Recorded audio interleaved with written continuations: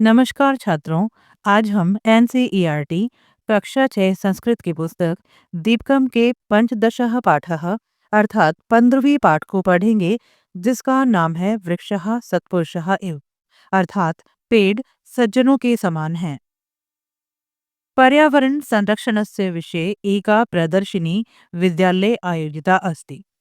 पर्यावरण संरक्षणस्य अर्थात पर्यावरण की रक्षा के विषय में एक प्रदर्शनी विद्यालय में आयोजिता अस्ति आयोजित है। पर्यावरण की रक्षा के विषय में एक प्रदर्शनी विद्यालय में आयोजित है। छात्रः तां प्रदर्शनीं पश्यन्ति। छात्र तां प्रदर्शनीं उस प्रदर्शनी को पश्यन्ति देखते हैं। छात्र उस प्रदर्शनी को देखते हैं। शिक्षकेन सह संलापम च कुर्वन्ति। शिक्षकेन सह अध्यापक के साथ संलापम च बातचीत कुर्वन्ति करते हैं। च का अर्थ है और अध्यापक के साथ बातचीत करते हैं। यहाँ पर एक छात्र कहता है, श्रीमन अहम जीवशास्त्रस्य पुस्तके पठामि यत् वृक्षः शुद्धं वायुं यच्छन्ति। श्रीमान अहम जीवशास्त्रस्य मैंने जीवशास्त्र के पुस्तक में पठामि पढ़ा है यत् कि वृक्षः शुद्ध वायुं पेड़ शुद्ध वायु को यच्छन्ति देते हैं। श्रीमान मैंने जीवशास्त्र की पुस्तक में पढ़ा है कि पेड़ शुद्ध वायु को देते हैं। अब दूसरा छात्र कहता है, श्रीमन मम माता अपि वदति यत् वृक्षः पूज्यः भवन्ति। श्रीमान मम माता मेरी माता अपि वदति भी कहती है यत् कि वृक्षः पेड़ पूज्यः भवन्ति पूजनीय होते हैं। श्रीमान मेरी माता भी कहती है कि पेड़ पूजनीय होते हैं।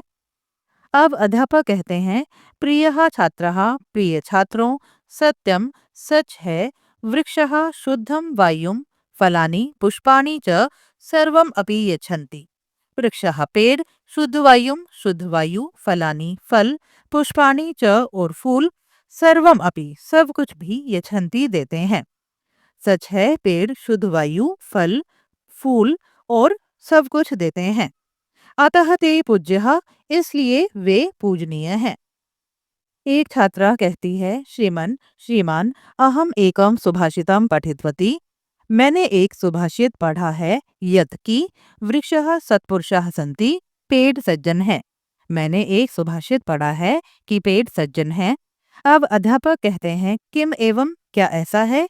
अस्तु ठीक है तरहि तो तत् सुभाषितम वह सुभाषित श्राव्यतु सुनाओ। ठीक है तो वह सुभाषित सुनाओ। छात्रा कहती है, अस्तु श्रीमन ठीक है श्रीमान। मुदिता सुभाषितम श्राव्यति अन्य छात्राः अपि गायन्ति। मुदिता सुभाषित सुनाती है, दूसरे छात्र भी गाते हैं। अब यहाँ पर कुछ श्लोक दिए हैं। छायाम अन्यस्य कुर्वन्ति तिष्ठन्ति स्वयमातपे फलान्यपि प्रार्थाये वृक्षः सत्पुरुषः इव। इसका पदच्छेद है, छायाम अन्यस्य कुर्वन्ति तिष्ठन्ति स्वयं आतपे फलानि अपि प्रार्थाये वृक्षः सत्पुरुषः इव।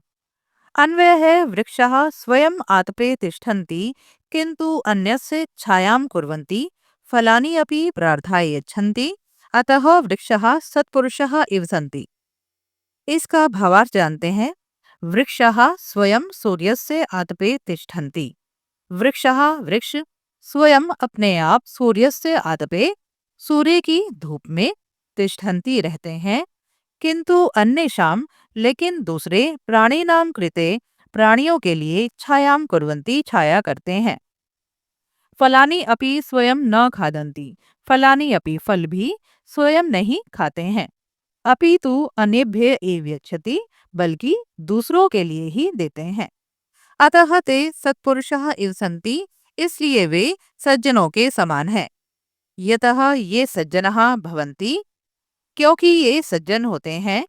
ते स्वयं कष्टानि सहित्वा अपि अन्येषां हितं कुर्वन्ति। वे स्वयं कष्ट सहकर भी दूसरों का हित करते हैं। इसके बाद दूसरा श्लोक है, दशकूप समा वापी दशवापी समो हृदः दशरथसमः पुत्रः दशपुत्र समो द्रुमः। पदछेद है दशकूप समा वापी दशवापी समः हृदः दशहृत् समः पुत्रः दशपुत्र समः द्रुमः। अन्वयः दशकूप समा वापी अस्ति दशवापी समा हृदः अस्ति दशहृत् समः पुत्रः अस्ति दशपुत्र समः द्रुमः अस्ति। भवार्थ जानते हैं। भावार्थ है दशकूपई समाना एका वापी भवति। 10 कुओं के समान एक वापी अर्थात जलाशय होता है। 10 कुओं के बराबर एक जलाशय होता है। एवं एव 10 वापी समानः एकः हृदः भवति। इसी प्रकार 10 जलाशयों के समान एक हृदय अर्थात बड़ा तालाब होता है। इसी प्रकार 10 जलाशयों के समान एक तालाब होता है। 10 हृदयः समानै एकः पुत्रिः पुत्रः भवति। 10 तालाबों के समान एक पुत्री अथवा पुत्र होता है। तथैव 10 संतानै समानः एकः वृक्षः मूल्यवान भवति। उसी प्रकार 10 संतानों के समान एक वृक्ष मूल्यवान होता है। अर्थात एकः वृक्षः सर्वाधिकः उपकारकः भवति। इसका अर्थ है एक वृक्ष सबसे अधिक उपकारी होता है। अतः सर्वे वृक्षारोपणं कुर्वन्तु। इसलिए सभी को वृक्षारोपण करना चाहिए। अहो येषां वरं जन्म सर्वप्राण्य उपजीवनम् सुजनस्यैव येषां वै विमुखाः यान्ति नार्थिनः। पदछेदः अहो येषां वरं जन्म सर्वप्राणी उपजीवनम् सुजनस्य इव येषां वै विमुखाः यान्ति न अर्थिनः। अन्वयः अहो येषां सर्वप्राण उपजीवनम् जन्म वरम अस्ति सुजनस्य एव येषाम् अर्थिनः विमुखाः न यान्ति। भावार्थ समझते हैं। श्री कृष्ण युधिष्ठिरम वदति। श्री कृष्ण युधिष्ठिर से कहते हैं, हे युधिष्ठिर, अहो एतेषां वृक्षाणां जन्म श्रेष्ठमस्ति। अरे, इन वृक्षों का जन्म श्रेष्ठ है। यतः एतेषां जन्म सर्वेषां जीवानां उपकाराय भवति। क्योंकि इनका जन्म सभी जीवों के उपकार के लिए होता है। यथा सज्जनेभ्य जनानां निराशा न भवति तथैव वृक्षाणां समीपे आगत्य अर्थीनां जनानां निराशा न भवति। यथा जैसे सज्जनेभ्य जनानां सज्जनों से लोगों को निराशा न भवति निराशा नहीं होती है, तथैव उसी प्रकार वृक्षाणां समीपे आगत्य पेड़ों के पास आकर अर्थीनां जनानां याचक जनों को निराशा न भवति निराशा नहीं होती है। तेषाम् आशानुरूपं वृक्षः तेभ्यः फलानि पुष्पाणि छायां च यच्छन्ति। तेषाम् आशानुरूपम उनकी आशा के अनुरूप वृक्षः पेड़ तेभ्यः फलानि उनको फल फूल और छाया देते हैं।